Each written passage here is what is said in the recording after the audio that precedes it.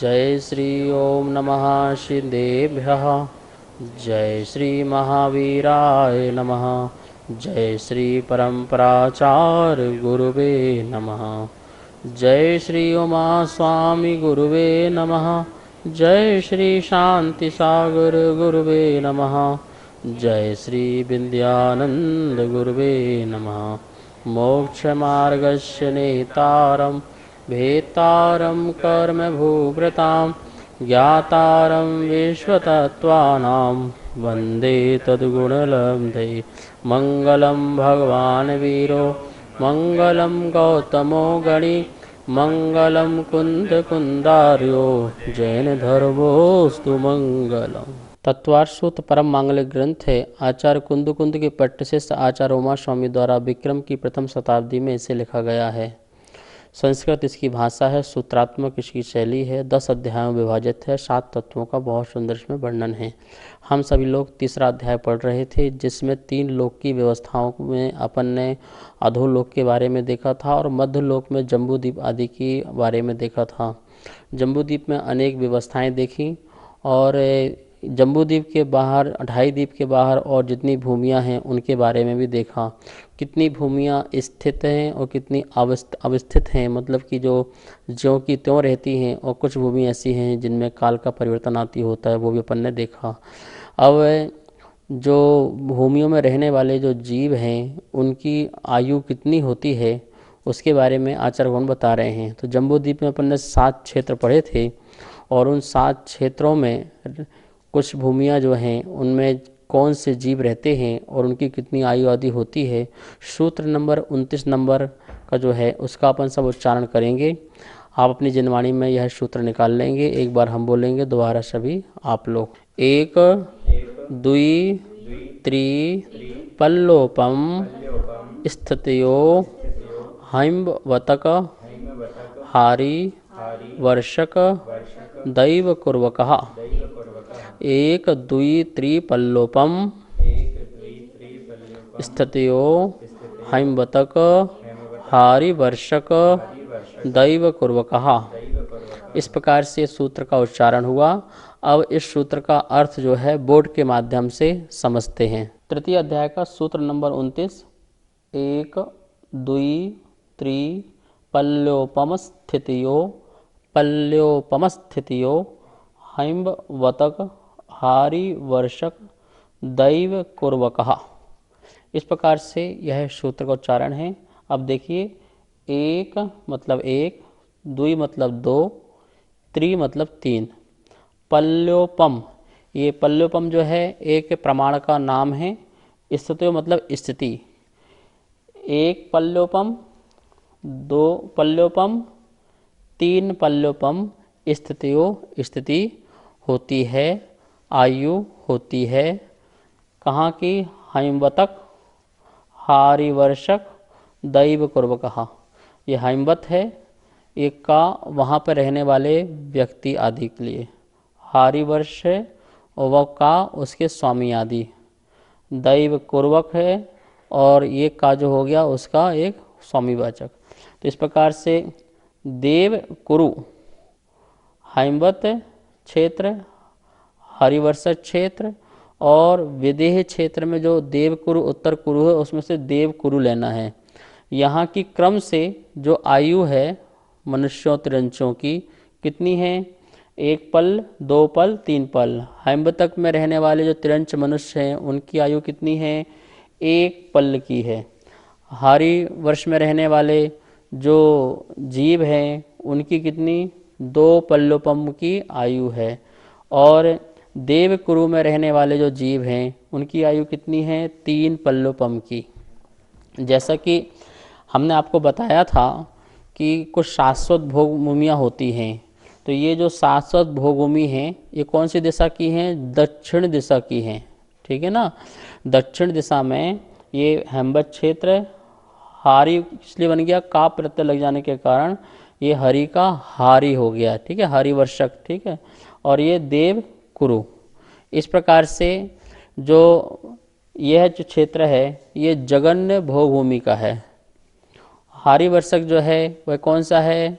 मध्यम भोगभूमि है। देवकुरु जो है वो कौन सी है, जगन्न भोग भूमि है। और ये तीनों की तीनों किस दिशा की हैं, दक्षिण दिशा की है। जैसे अपन ने जम्बूद्वीप बनाया था, दक्षिण भाग, उत्तर भाग, पूर्व भाग, पश्चिम भाग, तो ये क्षेत्र जो हैं, ये तीनों जो हैं कहाँ के हैं, ये दक्षिण दिशा की ओर के हैं। और ये जो है जगन्न भोगभूमि के रहने वाले जीवों की जो आयु है वो कितनी है एक पल्लुपम की है।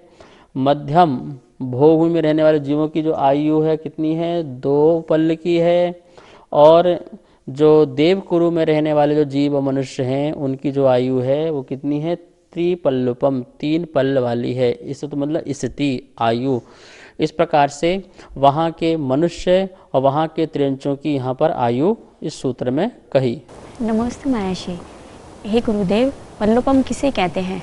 पल्लुपम आपको पहले बताया था, जब सागर किसे कहते हैं उसके बाद समय पल्लुपम की परिभाषा भी बताई थी। पल मतलब एक गड्ढा होता है और गड्ढे के माध्यम से असंख्यात वर्ष की आयु कितनी होती है उसको आचार्य लोग उपमा से बताते हैं। पल्लुपम उपमा, पल्ल उपम जो उपमा से बताए, गड्ढे की उपमा से जिसकी बारे में स्थिति आयु के बारे में बताया जाता है उसे पल्लुपम कहते हैं।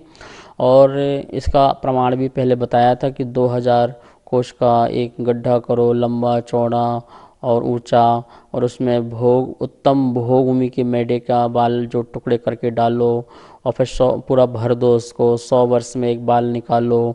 और इस प्रकार से वह जितना समय लगता है उसमें उसे व्यवहार पल्ल कहते हैं। और उसमें भी फिर जितने रोम हैं उतने गड्ढे और करो और फिर उसको बार बार भरो, फिर 100 वर्ष में निकालो, फिर इसमें जितना समय लगे। तो इस प्रकार से उसे अपन ने कहा था कि उद्धार पल, और फिर उद्धार पल में जितने रोम हुए उतने गड्ढे और करो, फिर उसमें भरो, निकालो 100 वर्ष में, 100 वर्ष में एक बाल। तो इस प्रकार से वो अद्धा पल और 10 कोड़ा कोड़ी अद्धा पल का एक सागर। तो ये यहाँ पर क्या बोलते कि जो है पल्ल की परिभाषा है, ठीक है ना। तो ये यहाँ पर जो 1 2 3 पल्ल की बात चल रही है, ये जो बात चल रही है ये पल्लुपम की बात चल रही है, सागर की बात नहीं चल रही है। इसे ही पल्लुपम कहते हैं। तो इस प्रकार से यह एक प्रमाण की व्यवस्था है। एक असंख्यात को बताने के लिए आचार का गणित द्वारा बताना और उपमा द्वारा बताना कि किस प्रकार से असंख्यात वर्ष की आयु होती है। तो यहाँ के जो भोगभूमि मनुष्य हैं और त्रियंच हैं उनकी यहाँ पर जघन्य, मध्यम और उत्कृष्ट भोगभूमि की रहने वाले जीवों की यहाँ पर आयु का बताया। अब ये हुआ दक्षिण का भाग। अब उत्तर में रहने वाले जीवों का और वहाँ की भूमि का नाम क्या है और उनका जो है वह किस प्रकार से आयु होती है, उसके लिए आचार्य भगवान अगला सूत्र 30 नंबर का बता रहे हैं। तथोत्तरः तथोत्तरः तथोत्तरः तथोत्तरः। इस प्रकार सूत्र नंबर 30 का अपन ने उच्चारण किया। एक बार इसको बोर्ड के माध्यम से इसका अर्थ देखते हैं। तृतीय अध्याय का सूत्र नंबर 30वां पढ़ना अपन को अभी। तथोत्तरः, तथोत्तरः बहुवचन है, ध्यान रखना। ततः उत्तरः, उसी प्रकार, ततः उसी प्रकार, उत्तरः उत्तर दिशा में जो भी क्षेत्र हैं उन क्षेत्रों को यहाँ पर देखना है। जैसे अपन ने दक्षिण में देखा 3 क्षेत्र है, तो तथोत्तरः उत्तर दिशा में भी ऐसे 3 क्षेत्र होंगे। तो कौन से हैं, उत्तर कुरु हो गया, ठीक है ना, रम्यक क्षेत्र हो गया और हरण्यवत क्षेत्र हो गया। तो इस प्रकार से वहाँ पर ये 3 क्षेत्र वहाँ पर होते हैं, ठीक है ना। कौन से क्षेत्र हो जाएंगे, उत्तर कुरु, रम्यक क्षेत्र और हरण्यवत क्षेत्र। इस प्रकार से 3 क्षेत्र वहाँ पर उत्तर दिशा की ओर हो जाएंगे। जैसी स्थिति यहाँ पर बताई है तथोत्तरः, वैसे ही स्थिति जैसे दक्षिण दिशा में बताई है वैसे ही उनके वहाँ पर रहने वाले जीव जो मनुष्य हैं और त्रियंश हैं उनकी आयु आदि स्थिति आदि दक्षिण दिशा की तरह उत्तर दिशा में है। यह सूत्र का कथन है। तो इस प्रकार से अपन ने देखा कि दक्षिण दिशा में जो अपन ने 3 क्षेत्र की आयु पढ़ी थी, हेमवत और हरिवर्ष और देवकुरु की 1 2 और 3, उसी प्रकार उत्तर दिशा में पाए जाने वाले रम्यक क्षेत्र, हरण्यवत क्षेत्र और उत्तर कुरु, उनकी भी आयु वैसे ही क्रमशः है जैसे अपन को दक्षिण दिशा में लगाई थी। तो अपन ये समझ सकते हैं कि 2 जघन्य भूमि, 2 मध्यम भूमि और 2 उत्कृष्ट भूमियाँ हैं। 2 जघन्य भूमि कौन कौन सी हो गई, तो हेमवत क्षेत्र और जो हिरण्यवत क्षेत्र है, ये दो जो हो गई क्या, जगन्य भोग भूमियाँ हो गई। और हरिवर्ष और रम्यक वर्ष जो ये है मतलब क्षेत्र हैं, ये हो गई मध्यम भोग भूमि हो गई। और देवकुरु और उत्तर कुरु जो हो गए हैं, ये उत्कृष्ट भोग भूमि हो गई। तो उत्कृष्ट जो भोग भूमि है देवकुरु उत्तर कुरु की, उसकी 3 पल्ल की उनके वहाँ पर रहने वाले जीवों की स्थिति है। और हरिवर्ष और रम्यक वर्ष अर्थात इस क्षेत्र में रहने वाले जो जीव है मध्यम भोग भूमि वाले हो गए, उनकी 2 पल्ल की हो गई। और जो हैमवत और हरण्यवत क्षेत्र जो हैं वो जगन्य भोग भूमि हो गई, वहाँ पर रहने वाले जीवों की जो आयु है वो 1 पल्ल की हो गई।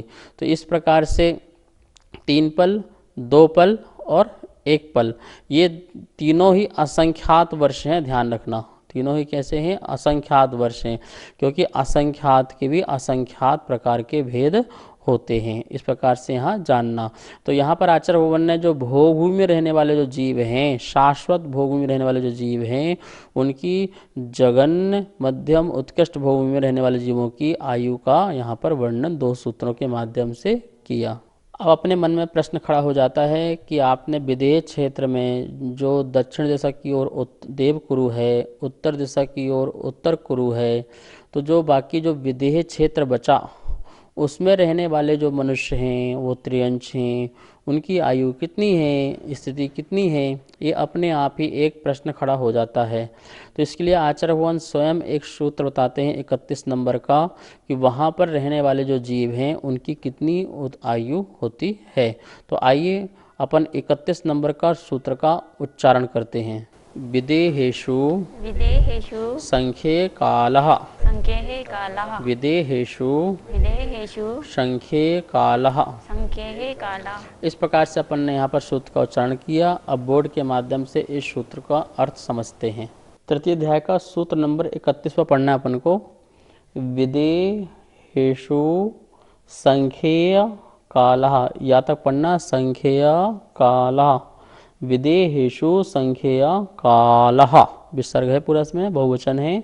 कालः मतलब यहाँ पर आयु का जो प्रमाण है वो कितना है, संख्येय, संख्यात वर्ष वाले आयु वाले वहाँ पर जीव होते हैं। कहाँ पर, विदेहेषु, विदेहेषु विदेश, विदेह देश में, विदेह क्षेत्र में, ये सप्तमी का बहुवचन है। तो विदेह क्षेत्र में जो वहाँ पर रहने वाले जो मनुष्य हैं और त्रियंश हैं, उनकी जो आयु होती है वो संख्यात वर्षों में होती है। इसका ये मतलब हो गया कि जो भोग भूमि में रहने वाले जो त्रियंश मनुष्य हैं उनकी आयु कैसी है, उनकी आयु तो असंख्यात वर्षों की है। पल्लों बताई थी तो असंख्यात वर्ष में हो गई। और जो यहाँ पर कर्म भूमि है, ठीक है ना, और कर्म भूमि कैसा है, जो अपने जैसे यहाँ भरत ऐरावत क्षेत्र में चतुर्थ काल होता है, उसका जो प्रथम आदि का समय का जो स्थिति होती है वही स्थिति वहाँ पर होती है। तो विदेह क्षेत्र में सदा चौथा काल और भरत ऐरावत क्षेत्र के प्रथम जो प्रारंभ में जो समय होता है कर्मभूमि का, वैसा ही विदेह क्षेत्र में हमेशा ही वैसा बना रहता है। और वहाँ पर जो मनुष्य त्रियंश हैं उनकी आयु जो है वो कितनी है, संख्यात वर्ष की है। कितनी है, संख्यात मतलब काउंटेबल है, वो उसे गिना जा सकता है, पता किया जा सकता है वो कितनी है। तो इस प्रकार से इस सूत्र का यह यहाँ पर अर्थ हुआ। विदेह क्षेत्र में कर्म भूमि होती है, कर्म करके ही जीव को अपना जीविका का यापन करना पड़ता है। और वहाँ पर जो मनुष्य हैं और त्रियंश हैं उनकी जगन्य जो आयु है वो अंतर मुहूर्त की है। उत्कृष्ट जो आयु है वो संख्यात वर्ष अर्थात एक पूर्व कोटि, एक पूर्व कोटि जो है वह उत्कृष्ट आयु है। जगन्य आयु अंतर मुहूर्त है, मध्यम कितनी भी हो सकती है। तो इस प्रकार से विदेह क्षेत्र में पाई जाने वाली ऐसे मनुष्यों की और त्रियंशों की आयु है। नमोस्तु आचार्य श्री। अभी आपने अर्थानुवाद में बताया कि उत्कृष्ट आयु एक पूर्व कोटि की होती है। इसमें जो पूर्व शब्द आया है उसका अर्थ क्या है, कृपया समाधान करें। एक पूर्व किसे कहते हैं और पूर्व का प्रमाण क्या होता है, यहाँ पर आप स्लाइड में देखिए। और यहाँ पर यदि आपके पास कॉपी पेन है तो उसे नोट भी कर लीजिए। क्या लिखा हुआ है, पूर्व समझने के लिए सबसे पहले अपन पूर्वांग को समझें। पूर्व का एक अंश, एक अंग, उसको समझें। क्या लिखा है? एक पूर्वांग कितने का होता है? 84 लाख वर्ष का। 84 लाख वर्ष का एक पूर्वांग होता है। 84 लाख वर्ष तो आप जानते हैं, ठीक है ना। तो 84 लाख वर्ष का एक क्या होता है? पूर्वांग होता है, ठीक है। तो एक पूर्व कितना होता है? तो बोले 84 लाख पूर्वांगों का एक पूर्व होता है। एक पूर्व तो कितना होता है? 84 लाख वर्ष का। तो एक पूर्व कितना होता है? बोले 84 लाख पूर्वांगों का। सिंपल सी बात हो गई है कि 84 लाख वर्ष इंटू 84 लाख वर्ष। तो 84 लाख वर्ष का 84 लाख वर्ष में यदि हम गुणा कर देते हैं तो जो भी लब्ध आता है उसे एक पूर्व कहते हैं। तो कितना आया यहाँ पर? आप पढ़िए, देखिए कितना लिखा हुआ है, कितना लब्ध अपने पास निकल के आया? 70,56,000 करोड़ वर्ष। कितना निकल के आया? 70,56,000 करोड़ वर्ष इज इक्वल टू एक पूर्व। तो एक पूर्व का प्रमाण कितना निकल के आया? 70,56,000 करोड़ वर्ष। ये जो है एक पूर्व का प्रमाण होता है। अब आप सोचिए, इतनी बड़ी बड़ी आयु होती है। सिमंदर स्वामी की तो इतनी ही आयु है, ठीक है ना। तो इस प्रकार से उत्कृष्ट उत्कृष्ट आयु है। और अपने आदिनाथ भगवान की 83 लाख वर्ष पूर्व थी। कितनी थी? 83 लाख वर्ष पूर्व थी। तो आप सोचिए कितनी बड़ी बड़ी आयु होती हैं। इतनी बड़ी जो आयु है, और इतने आयु तक आप धर्म ध्यान करो और अपना कल्याण करो, अपने कर्म की निर्जरा करो। इस प्रकार से विदेह क्षेत्र में रहने वाले जो जीव हैं उनकी उत्कृष्ट आयु हो सकती है तो एक पूर्व कोटि। अभी तो एक पूर्व का प्रमाण बताया, और कोटि का मतलब क्या हो गया? करोड़। कोटि, कोटि का मतलब क्या है? करोड़। एक पूर्व में 1 करोड़ का गुणा करो तब बनेगी एक पूर्व कोटि। अभी ये तो पूर्व का निकल के आया था, ठीक है ना। और अपन ने उसमें क्या किया? 1 कोटि का गुणा करो तो एक पूर्व कोटि का प्रमाण निकल के आएगा कि कितना होता है। इस प्रकार से यहाँ पर एक पूर्व की अपन ने परिभाषा देखी। इस प्रकार से जम्बू द्वीप के बारे में आचार्य ने बहुत सुंदर वर्णन किया। और अब अगले सूत्र में वह एक और सूत्र के माध्यम से जो क्षेत्र हैं और कुलाचल हैं उनके विस्तार के बारे में एक तरीका और भी बता रहे हैं कि इसको यदि अपन बांटें, यदि जम्बू द्वीप को कितने भागों में बांटें जिससे हमें हर क्षेत्र का ज्ञान हो जाए कि कौन कितने क्षेत्र का विस्तार वाला है। तो आइए सबसे पहले वो भरत क्षेत्र का ही बता रहे हैं, वो कितने भाग बराबर जम्बू द्वीप में भाग करें कि भरत क्षेत्र का विस्तार निकल करके आ जाए। ऐसा अपन आगे करते जाएंगे तो अपन को पूरे क्षेत्र पर्वतों के भी विस्तार उसमें से निकल के आ जाते हैं। तो सबसे पहले अपन 32वां नंबर सूत्र का उच्चारण करते हैं। सूत्र नंबर 32वां। भरतस्य विस्कम्भो जम्बूद्वीपस्य नवति शतभागः भारतस्य विस्कम्भो जम्बूद्वीपस्य नवति शतभागः। इस प्रकार से यहाँ पर सूत्र का उच्चारण हुआ। अब हम सब लोग इस सूत्र का बोर्ड के माध्यम से अर्थ देखते हैं। तृतीय अध्याय का सूत्र नंबर 32वां। भरतस्य विस्कम्भो जम्बूद्वीपस्य नवति शतभागः। इस प्रकार से सूत्र का उच्चारण है। भरतस्य, भरत क्षेत्र का, विस्कम्भो विस्तार, उसकी चौड़ाई जो है, जम्बूद्वीपस्य जम्बूद्वीप के, नवति मतलब 90, शत मतलब 100, 190वां भाग है। 190वां भाग भरत क्षेत्र का जो है विस्तार है। जम्बूद्वीप का विस्तार कितना है? 1 लाख योजन विस्तार वाला है। कितना है? 1 लाख योजन विस्तार वाला जम्बूद्वीप है। और कह रहे हैं कि जम्बूद्वीप के भाग में से क्या कर दो? नवति शतभागः, 190वां भाग। जम्बूद्वीप के आप 190 भाग बनाओ समभाग में। कैसे बनाओ? 190 भाग बनाइए, ठीक है ना। और 190 भाग बनाएंगे तो जो भरतस्य, जो भरत क्षेत्र का जो है विस्तार कैसे निकलेगा? तो बोल रहे हैं उसका जो 190वां भाग है वह भाग जो है जम्बूद्वीप का विस्तार कहलाएगा। तो यहाँ पे स्लाइड में देखिए, यहाँ पे सब कुछ लिखा है, एक क्षेत्र, एक पर्वत, एक क्षेत्र, एक पर्वत। यहाँ पे देखिए नाम से पूरा लिखा हुआ है, भरत क्षेत्र, फिर हिमवन पर्वत, फिर हेमवत क्षेत्र, फिर महाहिमवन पर्वत आदि। एक ऐसा क्षेत्र, एक पर्वत लिखा हुआ है और उनका विस्तार लिखा है। जैसे भरत क्षेत्र का विस्तार लिखा है 526/6/19 ऐसा लिखा है। और यहाँ पे लिखा है इकाई, एक लिखा है, एक का पहले का भाग बता रहे हैं। और आगे लिखा है 1/90, मतलब कि जम्बू द्वीप का 190वां भाग। जम्बू द्वीप का 190वां भाग कितना निकल के आ रहा है? 526/6/19 निकल के आ रहा है। आप देखिए प्रत्येक भाग का इतना ही निकलना है। 190 जो भाग किए प्रत्येक भाग 526/6/19 निकल के आएगा। और उसका जो एक भाग है उसका बता दिया 526/6/19। और ये दो भाग को मिलाएं तो दो भाग का डबल कर दीजिए तो दूसरी इकाई हो जाएगी, फिर उससे डबल कर दीजिए तो चौथी इकाई हो जाएगी। इस प्रकार से बढ़ते बढ़ते बढ़ते बढ़ते जाएंगे। कहाँ तक? विदेह क्षेत्र तक आप बढ़ाते जाइए तो आपका जम्बूद्वीप का जो और क्षेत्र और पर्वत हैं उनका विस्तार निकलते आते जाएगा। और विदेह क्षेत्र के बाद फिर घटते घटते घटते उसी क्रम से नीचे पहुँच जाएंगे।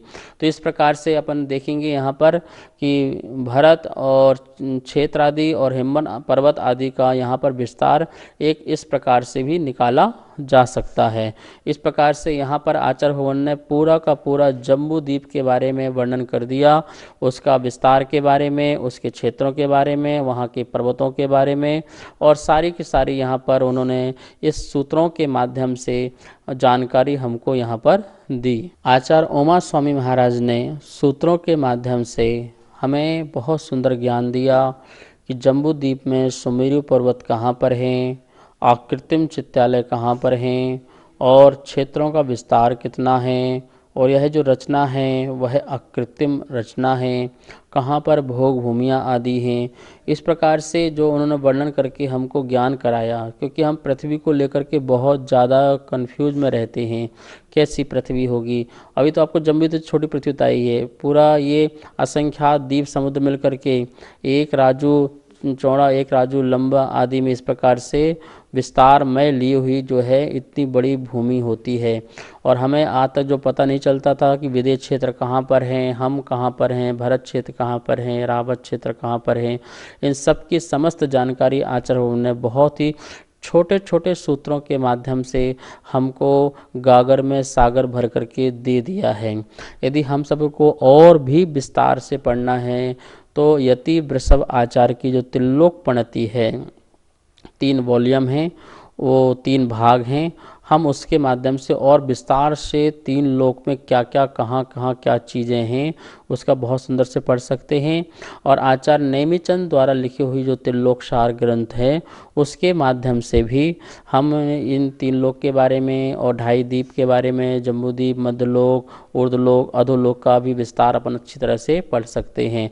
हमें वहाँ आगम ग्रंथ से उसको पढ़ करके इसको विस्तार रूप से समझ लेना चाहिए। इस प्रकार से आज का यह पाठन यही संपन्न करते हैं। अब हम सब लोग जनवाणी स्तुति करते हैं। जावाणी के ज्ञान से सूझे लोकालोक, सोवाणी मस्तक धरो सदा देत हो धोख। हे जिनवाणी भारती तो हे जपो दिन रैन, जो तेरा सरना धरे सो पावे सुख चैन। सभी को बहुत बहुत मंगल आशीर्वाद। नमोस्तु।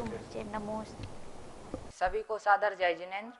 हमारे पास तत्वार्थ सूत्र के प्रथम अध्याय की पुस्तक छपकर आ चुकी है, जिसमें चित्रों और स्लाइडों के माध्यम से सरलीकरण करके अर्थ समझाया हुआ है, जो आचार्य श्री के श्रीमुख से समझाया गया है। और जो भी महानुभाव इस तत्वार्थ सूत्र की प्रथम अध्याय की पुस्तक को मंगवाना चाहते हैं एवं द्वितीय एवं तृतीय अध्याय की पुस्तकों को छपवाना चाहते हैं, वो नीचे दिए गए नंबर पर संपर्क करें। एवं जो भी पुण्यार्जक बनना चाहते हैं वो भी नीचे दिए गए नंबरों पर संपर्क करें। धन्यवाद। जय जिनेन्द्र।